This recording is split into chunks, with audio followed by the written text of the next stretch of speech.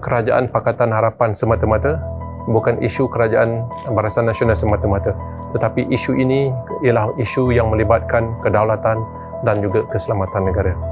Kerana jumlah yang ramai ini, mereka berpotensi memiliki kad pengenalan, mereka berpotensi memiliki sijil kelahiran, mereka berpotensi memiliki pasport rasmi, dan mereka berpotensi menjadi pengundi yang boleh memilih siapakah ahli parlimen, siapakah ahli Dewan Undangan Negeri pada mana-mana negeri tempat mereka duduk. Pada 20 November lepas, kita dikejutkan dengan operasi besar-besaran oleh Jabatan Imigresen Malaysia ke atas 680 warga Cina dan sebahagian mereka telah didakwa atas kesalahan berada di negara ini secara haram. Dan sejak serbuan, kawasan sekitar Wisma Mustafa Kamal di Cyberjaya ini telah lengang dan beberapa premis kedai runcit milik orang Cina telah ditutup.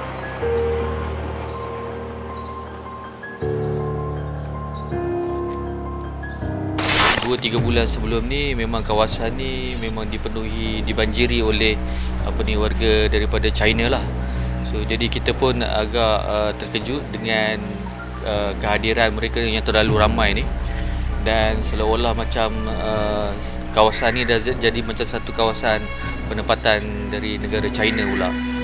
Jadi ini menjadi satu persoalan lah kepada penduduk kawasan sekitar ni, mana dia orang datang ni. Dan kita pun tertanya-tanya lah keadaan tu. Dia sebenarnya kat cyber ni kebanyakannya, kalau dulu banyak orang hitam, kulit hitam, tapi 2-3 menjak ni banyak tukar colour pula, kulit putih pula. Cuma cerita dia pada saya lah, sebab saya punya pandangan personal kan, kalau datang ke sini bawa rahmat, itu lebih baik lah. Tak kira lah colour hitam ke putih. Tapi kalau yang datang tu, even colour putih sekalipun, kalau datang dia membawa benda yang tak baik untuk masyarakat, untuk agama lebih lagi kan. Jadi saya rasa apa pandangan pun akan mengatakan benda tu tak baik lah. Pada bulan September 2019, pihak polis telah membongkar satu sindiket penjualan MyCard kepada warga Cina di Pulau Pinang. Harga bagi mendapatkan sekeping MyCard antara RM100,000 hingga RM600,000. Kes ini terbongkar apabila seorang warga Cina yang memiliki MyCard yang sah tidak mampu bertutur dalam bahasa Melayu ketika membuat permohonan pasport. Yang terbaru, seramai 87 warga Cina telah ditahan dalam operasi Jabatan Imigresen pada 1 Januari lepas. Kesemua mereka tidak memiliki dokumen perjalanan yang sah serta menetap lebih masa di negara ini. Kita tidak boleh menuding jari kepada mana-mana atau satu-satu agensi. Ini bukan salah satu kementerian ataupun salah satu agensi kerajaan, tetapi melibatkan semua.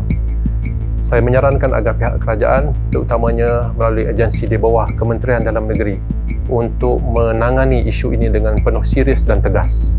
Isu ni rasanya dah lama berterusan dan ia menjadi kegusaran kepada penduduk tempatan lah, di mana kita nampak banyak gejala-gejala sosial dan sebagainya berlaku di negara kita. Jadi pihak berkuasa perlu ambil satu tindakan yang menyeluruh, yang bersepadu dan lebih tegas. Pada saya, dia balik kepada kerajaan jugalah. Kalau dia dah tahu benda tu, dia dah masuk lebih 3 bulan, kena pastikan, kena pantau lah kat mana dia orang kan. Sebab kita ni sebagai rakyat memanglah kita nak duduk dengan selesa apa semua kan. Government yang dah ambil visa dia orang dah bayar dengan kerajaan kan, sepatutnya dia orang kena pantau lah benda tu ke mana.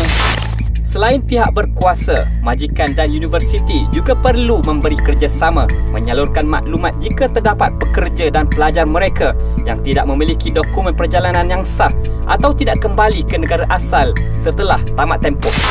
Untuk rekod, negara Australia telah menghadapi masalah yang sama apabila bilangan warga Cina terlalu ramai hingga mengganggu penduduk tempatan.